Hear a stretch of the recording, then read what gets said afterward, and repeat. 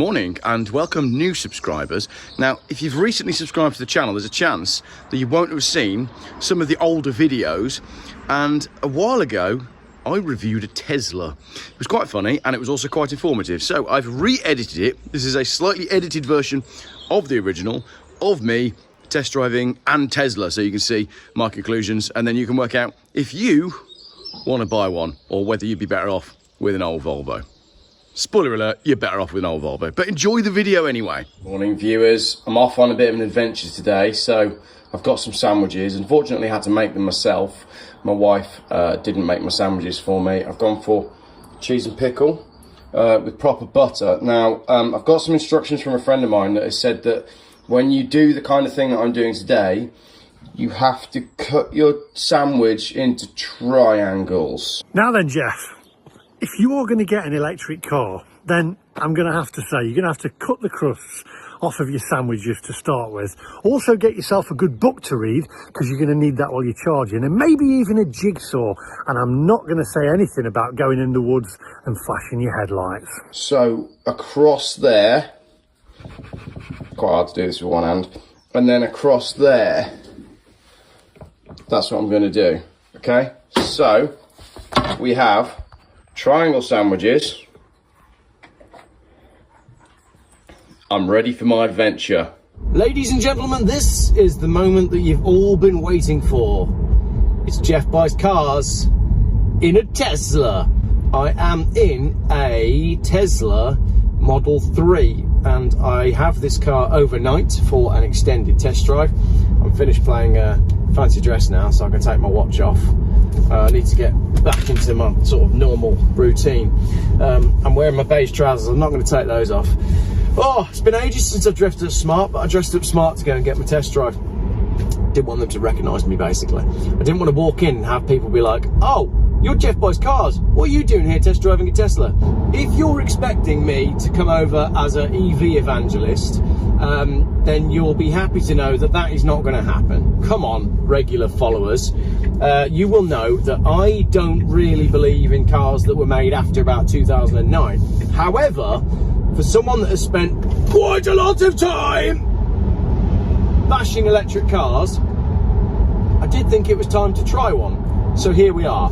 I'm going to spend the afternoon and the evening and the morning with my Tesla, having an affair with an electric car, and I'm going to tell you what I think, honestly, and I'm hopefully going to be able to advise anyone who is in a position where they have to have an electric car what they should get. Because there are people who are in a position where they are forced to have an electric vehicle, usually by their companies. Many company car drivers are forced to have an electric car. They have no choice, and a lot more companies are going that way. But also, from a tax point of view, depending on what you do for a living, it might make financial sense for you to have an electric car. Now, if you can charge your car at home, and if you can suspend in your mind all of the pitfalls that electric cars come with, children mining cobalt in the Congo, if you can suspend all of that, which you have to drive an electric car, you're going to want to know which is the best one. So I thought I would test drive the one which is the best one and give you a petrol head's opinion on what it's like living with an electric car. My first impressions are there's far too much technology, the screen is too big, there's too much to do on it, and there's a lot of interference when I'm driving. But the other side of that is it's quite a nice place to sit. I quite like the simplicity of the design. The cabin's nice, big glass roof, which, as you know, I really like, and it feels nice to drive. I'm also shouting at my camera because you can hear me because it's quiet. I got to admit, I drove the Model Y earlier on and I didn't like the Y. It's too big, it's too bulbous, it feels like you sit too high, the car's too high, it's too wide. I didn't like it at all. And I don't like the regenerative braking. I don't like the way you come off the gas. It's like riding a jet ski. You know, with a jet ski, you come off the gas and it just face plants. That's kind of how it feels in this Tesla. But this one is a Model 3 long range, so I've got they've given me 70% battery, which gives me, where's my range? I need to go back into my car. See, I'm touching the screen. Why is it legal for me to do this and mess with this screen while I'm driving, but it's not legal for me to WhatsApp my friends? This shouldn't be legal. These are so distracting. If I had a dashboard, everything I would need would be in front of me right now. It's not even in front of me, it's over there. At least if I'm looking down here, I'm glancing at the road as well, but my screen is off and to the left.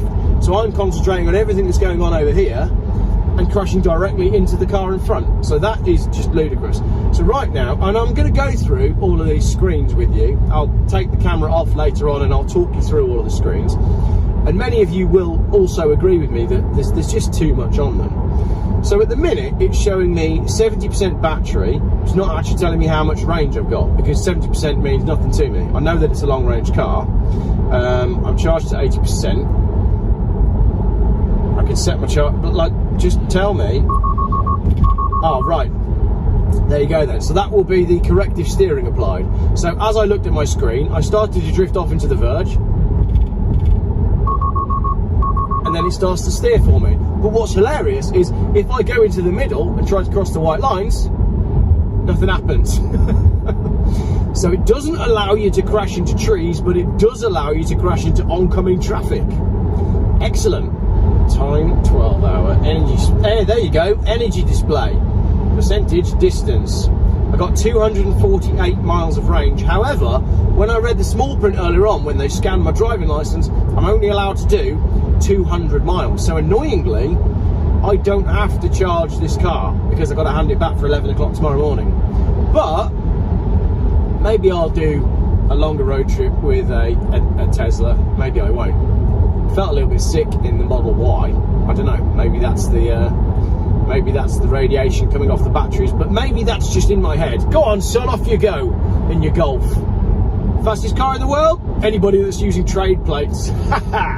Right, so when you click the indicator stalk, which is a stalk, it was a button in the Model S, which is just crazy. When you click the indicator stalk, I get rear view cameras switching on the screen. But all that does is distract you from what's going on in your windscreen. So again, what is the point in that? I love that Tesla have very much reinvented the wheel with the way they approach cars, but there's certain things that they've reinvented certain wheels that didn't need reinventing, like the doors. Why the heck is the door a button and not a handle and a lever? We've had it since the beginning of time. There is nothing wrong with a big, sturdy pull lever on a door. It works and we like it. Why change that? Same with the weird poppy outy handles on the outside. You can't tell me that there's so much range that is being saved by the fact that the handles pop in and out. It's just ludicrous. And if you're carrying shopping or something like that, the door handle's actually quite tricky to get on with. With door handles, we like them, they work. They didn't need reinventing. So we're 10 minutes in and I'm already finding things that I don't like about it. But generally, I mean, it is nice driving something this fast. It really is. It's quite refreshing that, actually. Most of the cars I drive are old and slow, so it's pretty amusing driving something that is this insanely quick. I don't hate it. I don't hate it. I know you all want me to hate it, but I'm not going to hate the Tesla. And as I've said, I am going to suspend all of the context that electric cars dwell within. This screen, right? I just want to mess with it, but I'm driving a car. But I would never I'd never think about mounting a 12-inch iPad onto my dashboard, because if I had a 12-inch iPad on my dashboard on any car, I'd want to be messing with it. And that's what I'm finding with this. Like, this is just nuts. Tesla people are always driving along like this, just constantly messing with their screens. Even when you're doing nothing, there's something to mess with, isn't there? Right, I've got a camera here, so like, I can see behind me, I can see next to me. I don't need to see any of that. That's what mirrors are for. Again, we've had mirrors since the beginning of time, and they just work. So, I don't know, there's no need for any of that. Heated steering wheel, right, I'm going to say this now. I said it when I had the Range Rover. I hate heated steering wheels. They just feel weird.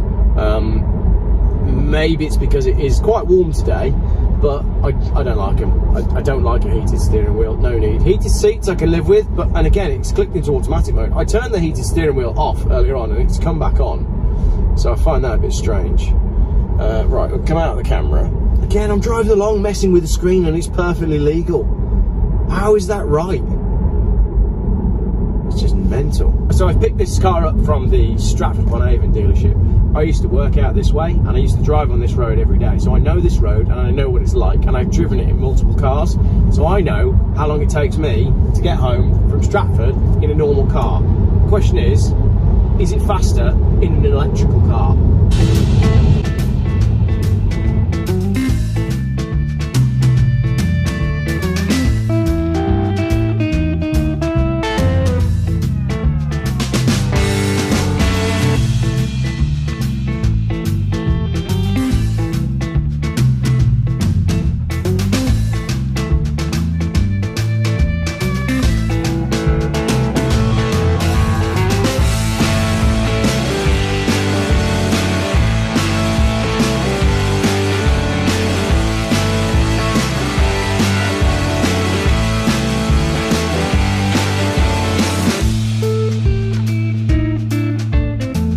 Further down the road then, I've got to a point where there's all traffic in front of me and I can't make any more progress. It is fast, but you're still at the mercy of all the other drivers. Like, yes, you can overtake in gaps where you can't in a normal car that's not as quick. And I enjoy the quiet, but the quiet as well, it gives you, I don't know, I don't think you realise how fast you're going when you accelerate to get around people. And I just feel like there could be moments where you'd think, oh, I could pop round here and go past this guy. I know there's a corner coming up, but then the speed that you go into the corner is way more than you anticipated. I can definitely see that happening.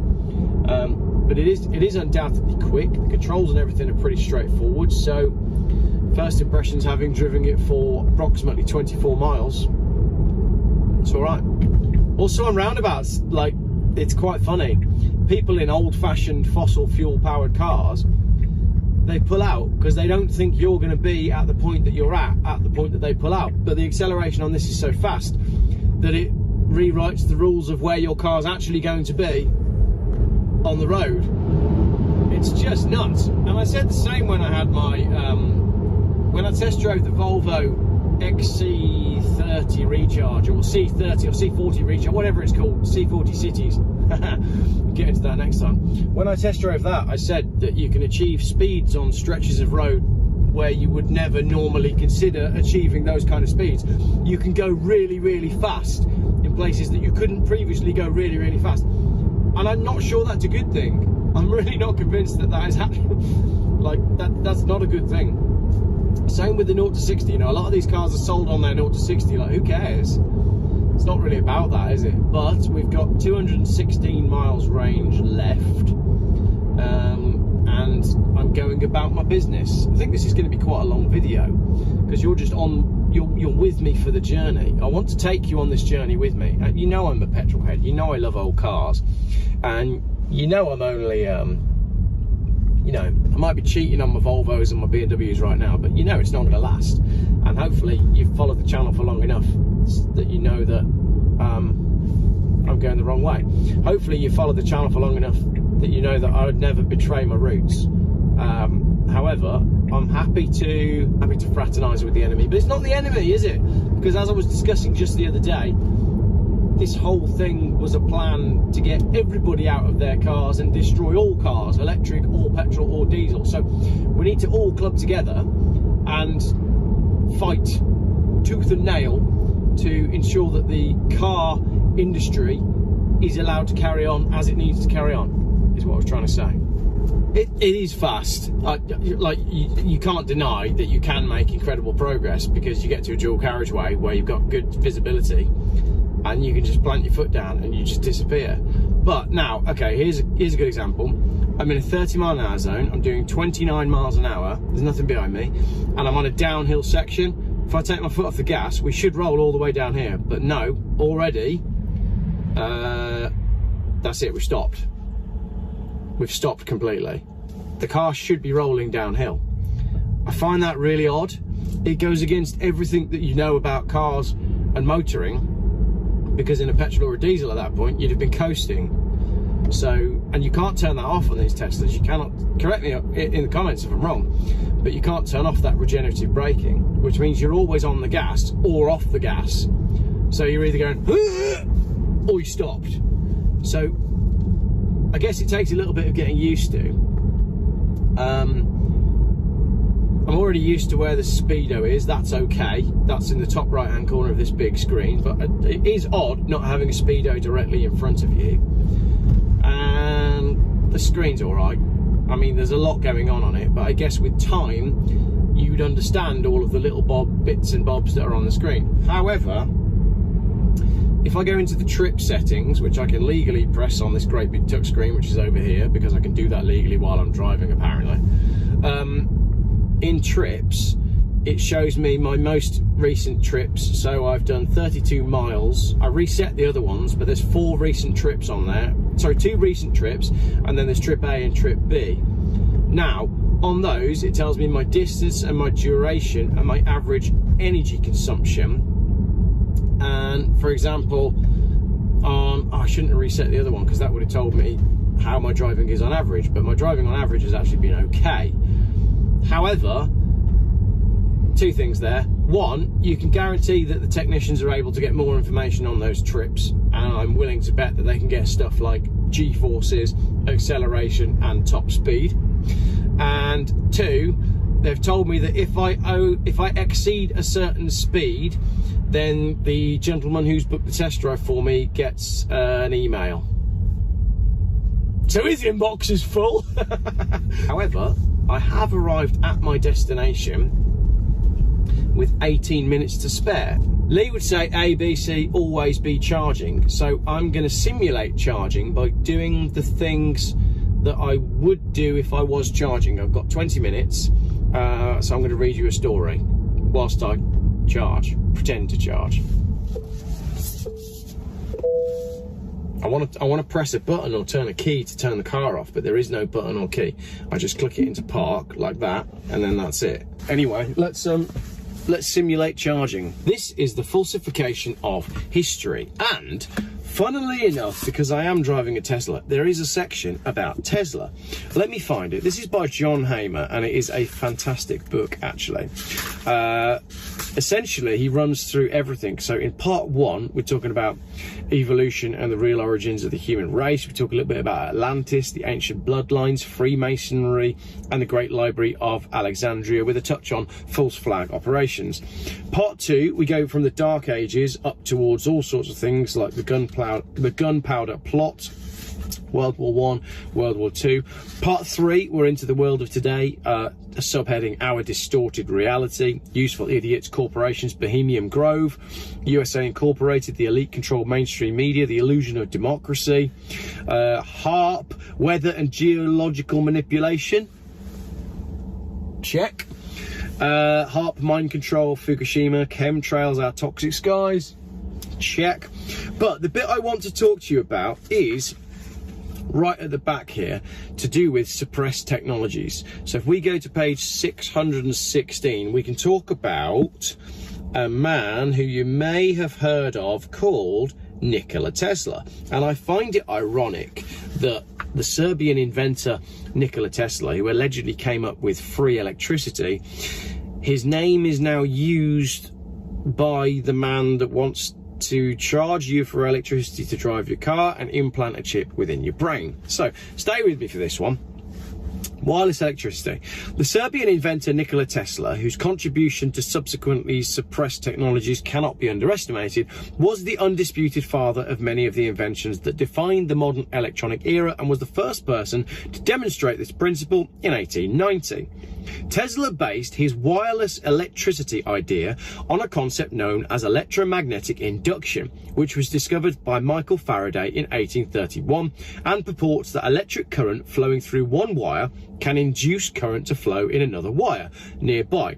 To illustrate that principle, Tesla built 2 huge world power towers that would broadcast current into the air to be received remotely by electrical devices around the globe.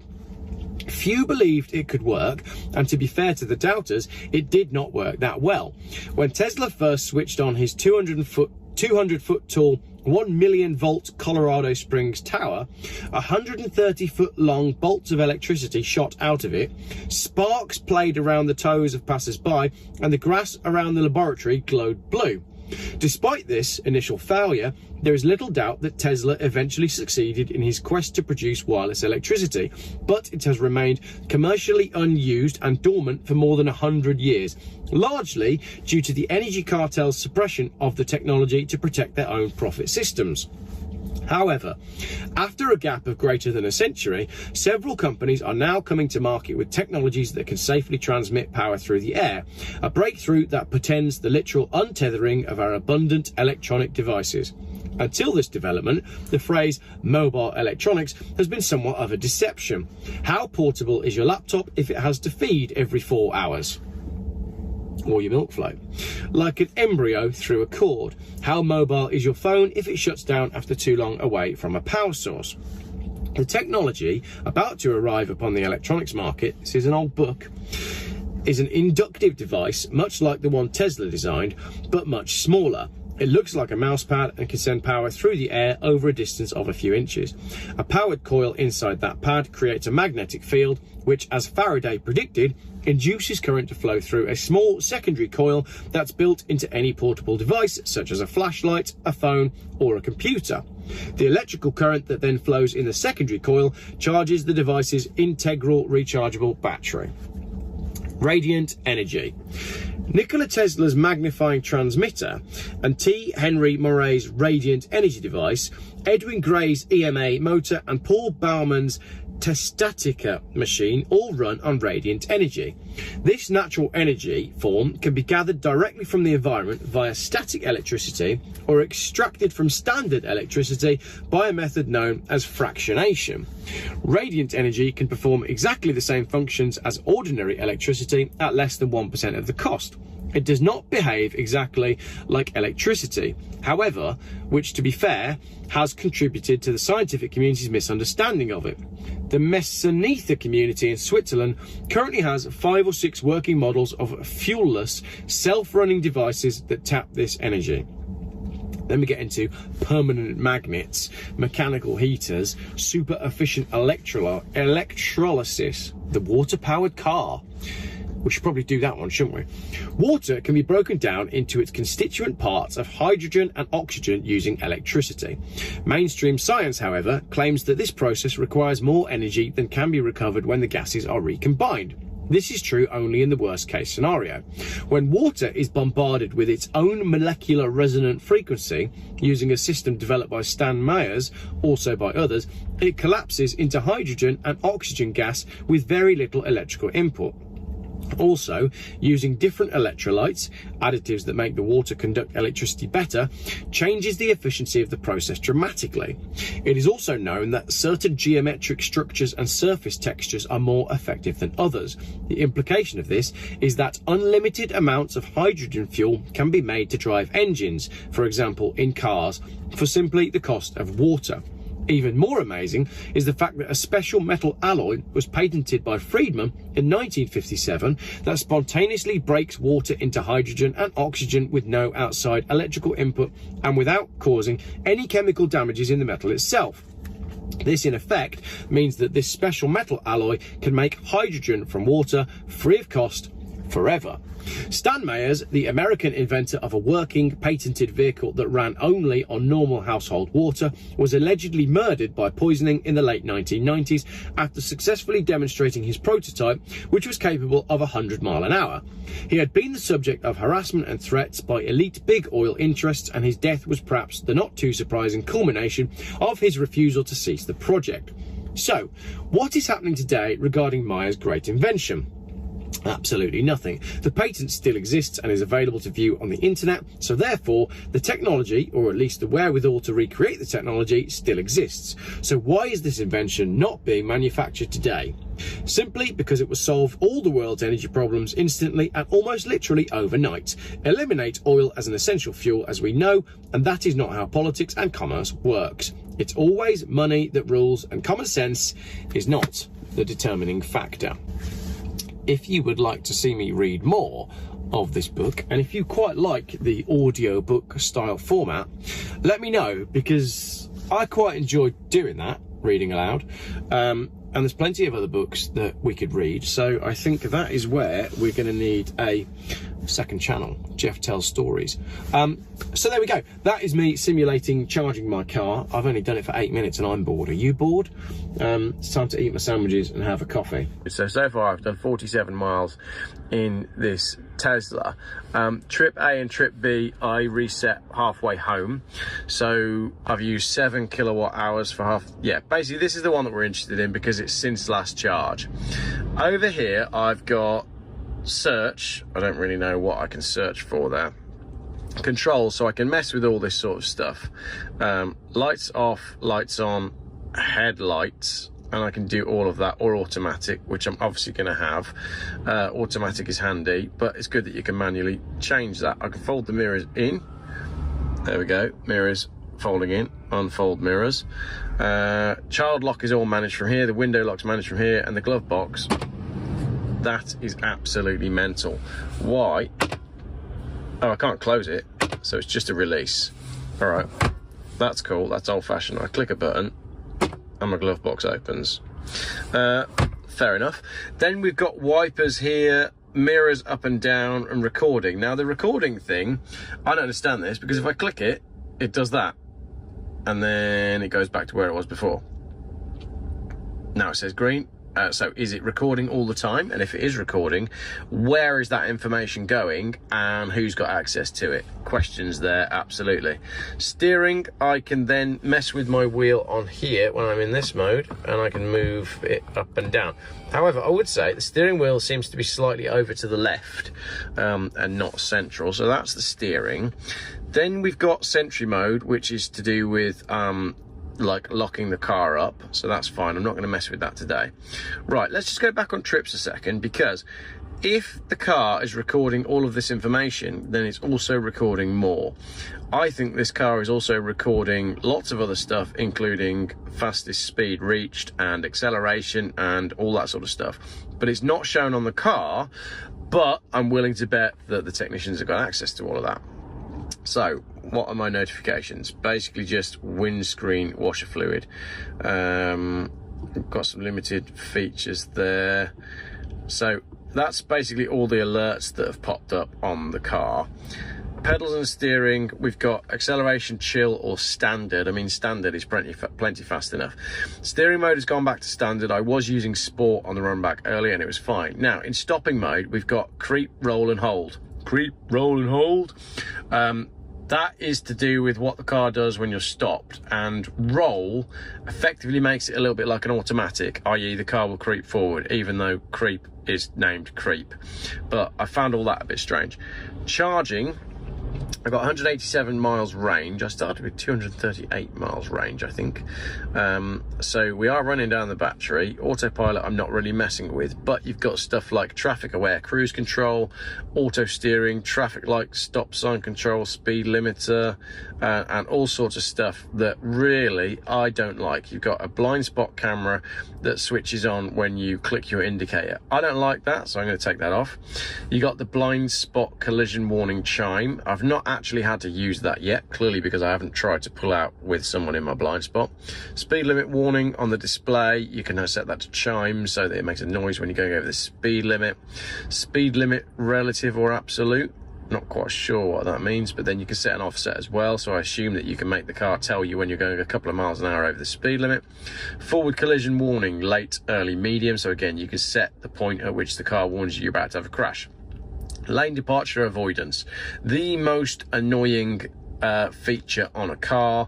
I can set it to assist, so it'll pull the wheel back over, or on warning mode. And then I've got all this stuff as well: emergency lane departure, automatic emergency braking, obstacle aware acceleration, traffic aware cruise control chime, green traffic light chime. Obviously I like old cars, I like being aware of what's going on around me. I don't like any of these features, clearly. So that's that. Then you've got the locks you can mess with the key card, so you can see who is connected to who. which again I just find weird, because I can guarantee that if Tesla Stratford-upon-Avon wanted to, they could just shut me down. Heck, they could probably call the car back to the dealership. But then you've got lots of different stuff. I do find it weird that you don't have a key. You just quite simply have this key card, and you balance your key card around about here, and then the car does what you want it to do, and you waggle this near the door camera when you want to get started. 145 miles an hour top speed. I haven't done that speed yet, and if I had, the dealership would know about it. Lights, we've done that one already. The display, so different settings: light, dark, auto. I can reduce the blue light, warmer colours at night. Yeah, I like the idea of that. We'll have that on. Brightness is on 100%, but it's quite a bright day. Clean screen mode, I guess, keeps it simple. Scroll wheel function, so I can change the function of the scroll wheel. Temperature, fan speed, wipe speed, brightness, dash cam, acceleration mode, steering wheel, heat. See, it would make sense for me that that scroll wheel would be temperature. Ask each time. No, don't want it to do that. Touchscreen language, voice recognition. It does do voice recognition as well, which I've been playing around with, but I'm only fairly early in my journey with the car. I've already changed the percentage, the energy display from percentage to distance, because I don't really see the point in having a percentage. You really only want distance on there. And obviously we're in miles and not kilometers, and Celsius and PSI. Trips we've talked about a little bit. I can't click into these trips. That's what I'd like to be able to do. I'd like to be able to click into this trip and find out more about what I did on that trip. That's where I was thinking I could click that and it would say, right, on this trip of 14 miles, your top speed was X, your fastest 0 to 60 was X, and maybe there's a way that you can get into all of that. I don't know. Tell me in the comments. We just clicked into low battery mode on my phone, which is hilarious. Navigation, I've not really used the navigation yet, but I mean, it's basically just a sat nav, isn't it? And you can tell it to do everything you want. Safety, like the irony of the safety when I'm looking at a flipping massive iPad on the middle of my car. Delete dash cam clips. Right, so I can delete all of the dash cam clips, so we can get rid of that. All clips stored on the USB flash drive and saved locally to onboard memory will be permanently deleted. You can't undo this action. Right, but where do you get those from and where do they go? Because you can guarantee those are backed up centrally somewhere. So I find that a bit interesting. Keyless driving, pin to drive, so you can set up a pin to drive the car. I quite like that, that's cool. Cabin overheat. That's interesting. Maybe if you leave your dog in the car or a child. Passenger front airbag, tilt intrusion, park assist chimes, gear chimes, Joe mode. What on earth is that? Enabling Joe mode reduces the volume of your car's chimes. The quieter chimes continue to alert the driver effectively and minimize disruption to passengers in the rear seats, i.e. Joe's kids. Oh, right, okay, fair enough. Yeah, I like that because I find all of the chimes and everything quite intrusive and annoying, so I would want to just turn everything off. Service, 44, 44, 43 and 43, so my tyres are okay. Owner's manuals, towing, car wash mode, no. See, I mean, there's just so much here. So this is the thing with having a test drive of a Tesla. Let's say you go test drive a Tesla for half an hour. It's not long enough to familiarize yourself with all of this, because this genuinely is a completely different type of car to anything that we've been used to before. Especially if, like me, you're coming to a Tesla from an older vehicle. Yes, modern cars would have a screen and they would have all these menus and all these different options, but old cars don't. So it's honestly, it is a completely new world. You've got all this stuff, and I have to say the obvious, which is at some point all of this is going to go wrong. All of it. The whole lot. I'm messing with my steering wheel, heat down there, look, I've got my heated seats down here. So I've got everything, I've got my aircon mode there. It's great, don't get me wrong, it's great and it does a lot. But my only question is, how long is it going to do all of this for? Is it capable of doing this for 30 years? And how much is it going to cost to fix all the software on this when it goes wrong? Because the fact of the matter is, you cannot do anything with this car without knowing that there's a dealer a phone call away. Hey, that's pretty funny, isn't it? As I'm editing this, sat in the passenger seat of my wife's car, as we run around to buy things for the motorhome, I just said about the Tesla being constantly connected and it being worthless without that dealer support. Well, that's what happened to Fisker and their Fisker Ocean. But I couldn't have known that at the time that I made this video. Anyway, back to the past. I mean, the video you're watching, which was filmed in the past. Like my old Volvos, you can take them on a road trip and you don't have to think about your dealer or the software or getting in touch with anyone. You just do it. This car, you cannot do anything with unless you are completely connected all of the time. Right, a little bit further on with my journey with the Tesla. I hate the door handles. Why does that need to be a button? Just give me a great big pull handle, because you know that that's just going to break. And then how are you going to open your door? There'll be some sort of emergency thing underneath here. There'll be some form of handle or something. There it is. I found it. Look at that. In an emergency, that's all you need. Hey, that's like a Volvo 850. It's a pullback one. Look at that. We found the secret button on a Tesla. So you can use the button, or you can just use the They copied a Volvo 850, didn't they? I don't want to do a whistling diesel here and open the door that many times that I actually break it. But that's exactly like a Volvo 850. Right, okay, let's just talk about the outside for a moment. Oh look, there's a Beetle. Right, this is the dumbest thing ever. Imagine you've got some big heavy bags, you have to press that, and then, oh, actually you can just pull it like that. So, it's like a soft close on a Mercedes. But I don't know, I'm not sure, I'm not convinced. But it does kind of work, doesn't it? Hey, Geoff was all talk, the door handle does make sense. I still think that's going to break though at some point, don't you? Yeah, I don't know. Let me know what you think of these door handles and the interior ones, which, as I've just proven, are a little bit like a Volvo 850. I'm glad I found that. That's much easier than, I bet, you know when Lee got stuck in his Porsche Taycan? I bet it wasn't as easy as that. Tell you what, Lee, should have bought a Tesla. Right, trying this again, look. If I push that in, the whole door pops out so I can pull it open, okay? That's okay, I'm all right with that. But the back door, if I push that in, it doesn't open. I can't pull that open. So if I've got bags of shopping, I can't just do that, I've got to do that. And like I'm filming now, I'm using one hand. Imagine my other hand is actually a bag of shopping. I've got to do that, get my hand around there. There's just no need for it. It's just an unnecessary, awkward movement. Just put a normal door handle on it. Why have you got to be different? No need for it. Because this got a door handle in the back as well. So this doesn't have the emergency door handle there. So where's the emergency door handle in the back? It must be in here somewhere. There must be an emergency door handle in the back, a manual handle. There has to be. I'd absolutely want there to be one in the back for my kids. I really, really would. Is that it? No, that's a screw. All right, leave this one with me and I'll find out later in the video. If there's no manual door handle in the back of this car, then that's just an insane safety breach. There's got to be one, hasn't there? There has to be. Right, and to open and close the car, you just flash your ID card at the car like that and then it opens. Obviously, if your ID card isn't up to date with your jabs or your social credit score, or if you've said something naughty on social media, it ain't gonna work. See? That's the way they're gonna get you.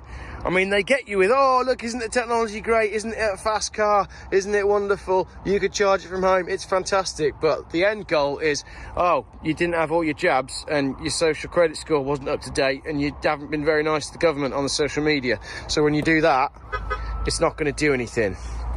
That's where we're headed. But people don't see it because, as I said early last year, the people didn't see. Mine still works for the moment. So what we've worked out is that you like the big touchscreen, don't you? Yeah. But I just don't. Like, why do you need that? Like, it's dark now. All I want is a speedo. All I want is a speedo. So what I've decided is modern cars need to have a very simple dashboard. I like the wooden dashboard. I like the simplicity of the dashboard, okay? But I want dials. I hate screens. I drove a brand new Mercedes recently where the whole thing is screens. There's no dials anymore. Bring back dials, but then just give me a very simple array of buttons that can be touched at any point without draining the battery. So we could turn the heated seats on before we start the car. That makes a lot of sense. But this big screen business doesn't make any sense. And we don't really like the door handles, do we? No. But you found an emergency. But I'm glad I found the emergency door handle. It's like a Volvo. Because that one's like a Volvo. But you really like the look of the Tesla, don't you? And all your mates were really impressed with the Tesla. And I think that says a lot about Tesla's marketing and like the sort of aura that Tesla have. What does aura mean? Well, it's like the kind of, I don't know, the thing, the chi, the energy that Tesla, it's funny that I said that, have created. The kids just love them. But it's a totally different way of driving. It's completely disconnected from any type of driving you've done before. Like it's wonderful and everything, but I'm not thinking, oh, wouldn't it be great to get one and lower the suspension and do such and such with the wheels and maybe, you know, change the look of it or whatnot. You just think, oh, what a great tool. And that's the point. Like, it is a great tool, but it doesn't have the soul or the longevity of a car with real character. Because really, when you break it down, all it's got is that it's fast and quiet. And there's lots of other cars that could do that. And it's got a big screen. And it's got a big screen. So it's fast and it's quiet and it's got a big screen. Right. Headlights are great, but then it's a modern car, so you'd expect that the headlights are great. And the accelerator, have I mentioned the acceleration? Oh yeah, it accelerates really fast. Range though, we left the swimming baths with 154 miles left, and we've already gone through 13 miles range, but we've only done about 3 miles. So I've only got 141 miles left, and I haven't even got home yet. So it's going to be interesting, because tomorrow I've got to do the school run, and then I've got to get this car back to Tesla. I reckon I'm going to be returning back to Tesla with like 40 miles range on the clock.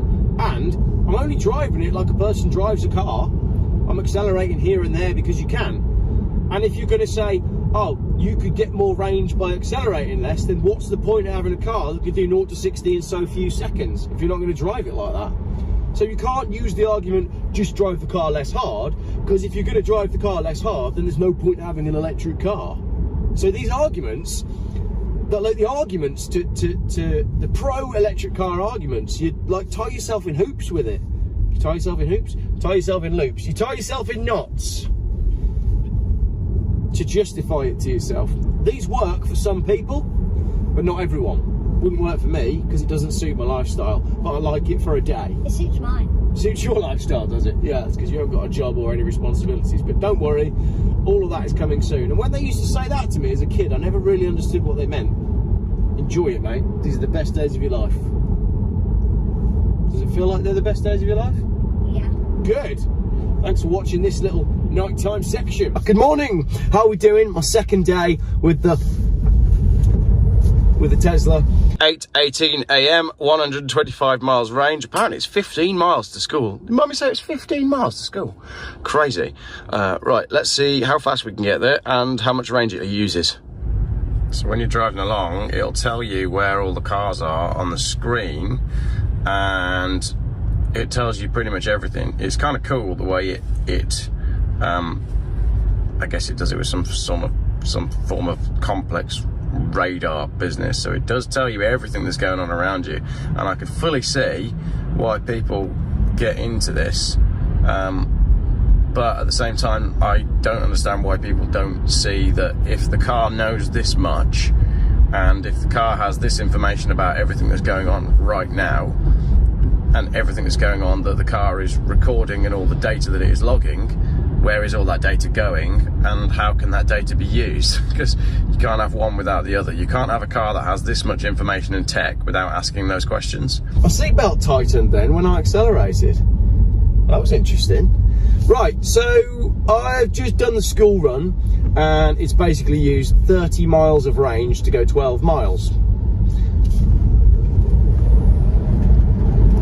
No one needs acceleration like that. You don't need it. I appreciate this review has probably been mostly me inside the Tesla, not actually telling you anything about it. So I'm going to film some stuff around the Tesla, and then you'll see what we're talking about, because right now I need to use the boot. Yeah, so it does have a good sized boot look, but it's only a little saloon, so I just automatically went to do that. But that doesn't work. You can't just pull the boot down, so you have to use it electronically with a button. What is the point? So I do that, and it takes longer for the boot to go down than if I'd just been able to put it down with my hands. Stupid. Yeah, these little things I find really annoying. Okay, so it's time to return the Tesla to Tesla, It's a 21-mile drive, but I only have 68 miles of range left. And the rate this car is munching miles today, I'm finding it quite shocking. When I started this morning, the car said that I had 125 miles range left, and now it's gone down to 68. But I don't think I've driven any more. I don't think I've even done 20 miles. And yet the car thinks I've done 50 and a bit. That's crazy. You know, every now and then I'm accelerating hard, but generally I'm not. So I'm not driving like a crazy person. I'm driving pretty much the way I would drive, say, my BMW X5. Right, let's get this drive done. I'm gonna film out the front window so you can see the sky, because it's a good one today.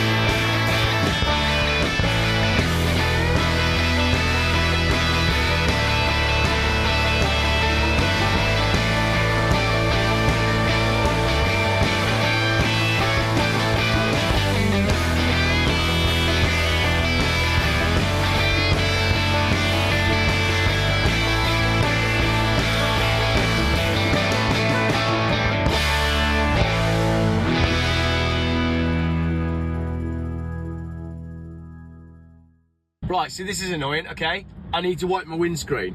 What I want to do is pull back on one of my indicators, because that's the normal thing that you do with a car. It's there, it's on the end. Okay, I found it. Right, my bad. Just flashed a guy by accident. That's the question I was going to ask earlier. Do you have to flash other Tesla drivers and EV drivers? Does everybody flash each other? I'm not wearing my beige trousers today as well. Will they know that I'm a Teslaist? Dig up the road! Again. What are we digging this one up for? What are we putting in there? Gas main, water main, water main. Water this time. Yeah, get the water in. Smart meters for water. That's what we need, innit? Yeah, make it all electric. Yeah, track everybody's usage. Yeah, give them a smart card that they have to use. And then you can tell exactly how much water a human has consumed, and you can charge them accordingly. What was it on when I picked it up yesterday? I'm sure I said it had 254 miles and I've got 43 miles left.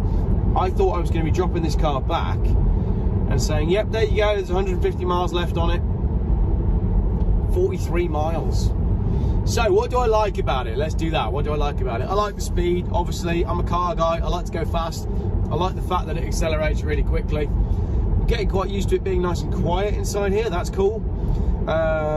I like the glass roof. The sound system's good. Heated seats front and rear. And it's quite a nice place to be. I like the wood.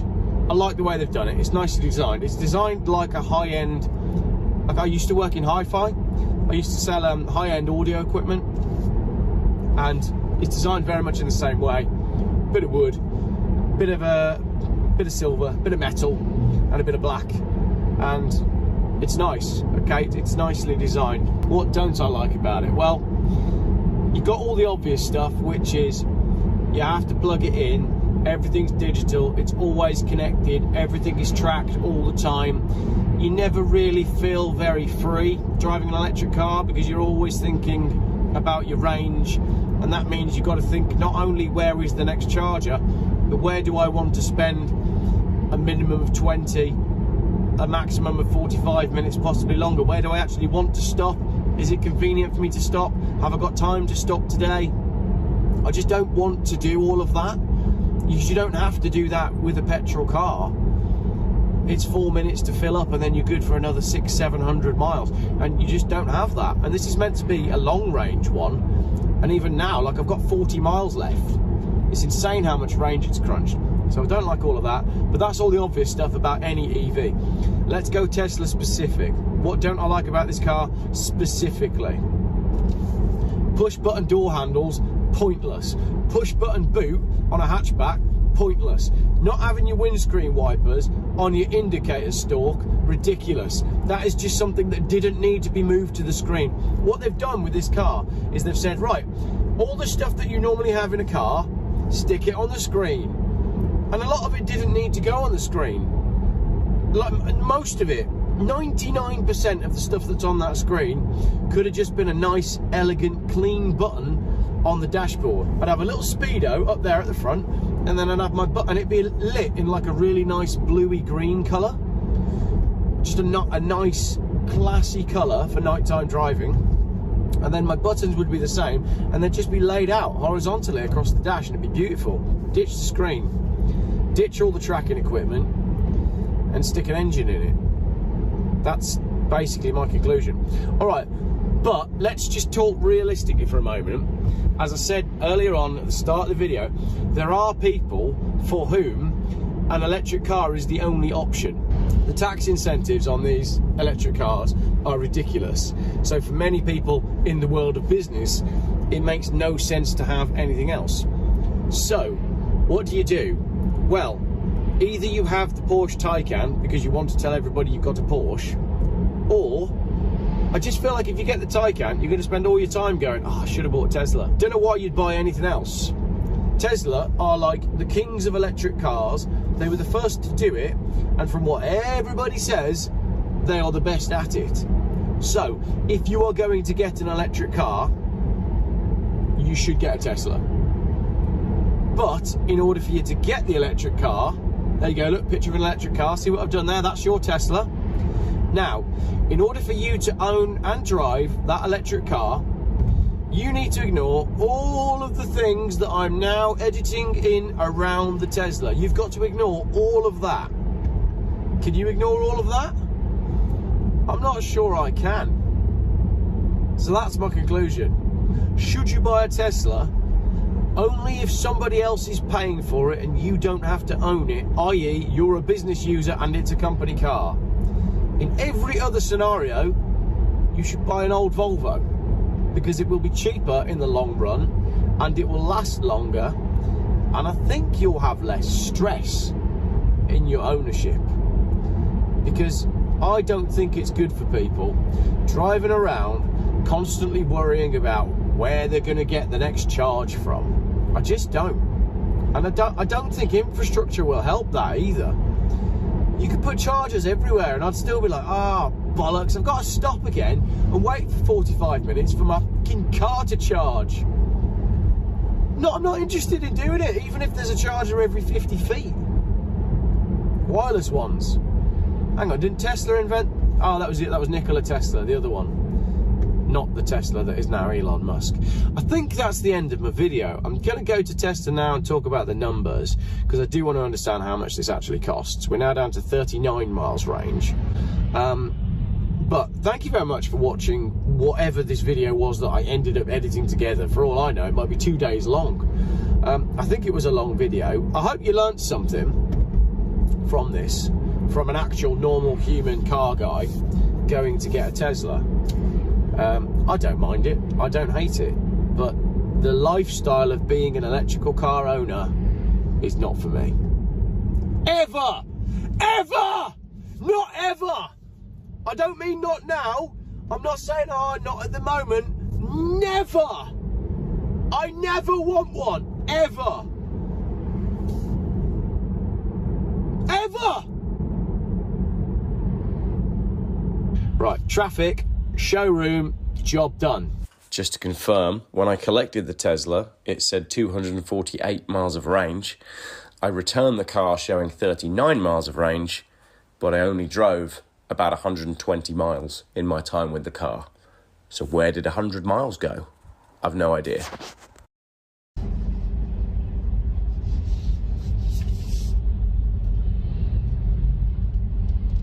I never ever want an electric car. Ever. Right, I'm back. I'm at the dealership and it's just popped up, battery low. 37 miles left. There will be significantly less energy available from your battery if it gets colder. We recommend charging now. It's 11 degrees, it's not even cold. Does it mean the battery getting colder? So at 37 miles, that's the point where I'd need to now be going to plug in. I haven't even started my day yet. Like, doesn't work, not for me.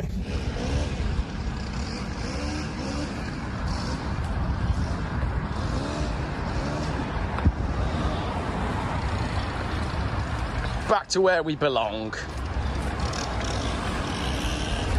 In a car with door handles. Back in the smoky, polluting, bad for the planet 3 Series, and I am happy to be here.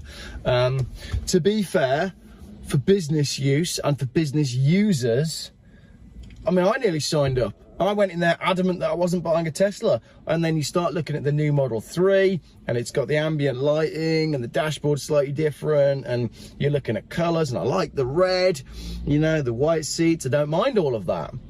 It's all right. And from a business point of view, if you're writing it off against tax, you just go, oh yeah, it's a free car, because it makes sense. And then you charge it home and you run it for cheap and you go through all of this sort of stuff with it. Yeah, I get it. I fully get it. But at the same time, that car ate a ton of range while I had it. An actual ton. Anyway, that's that. Thank you very much for watching. There's another Tesla customer pulling up trying to find somewhere to park his Tesla, because there's nowhere to park your Tesla at Tesla, or indeed any other car. Right, I've got things to do. Let's crack on with the rest of the day. Thank you very much for watching what was probably my longest video ever.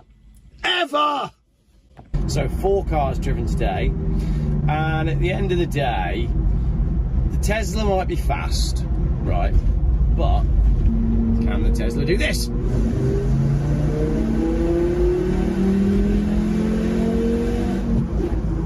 There's no space ahead of me. Like, and there's your point, isn't it? There's not enough space on the road for me to accelerate hard in a £500 2.5 litre non-turbo Volvo.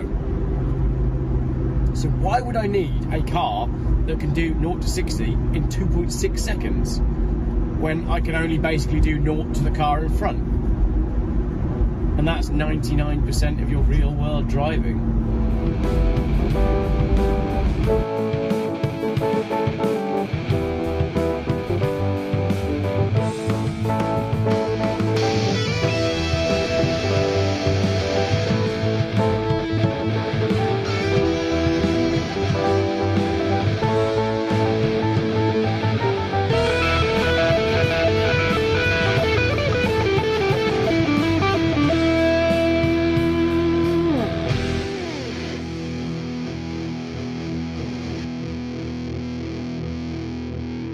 Never! I never want one, ever! Ever!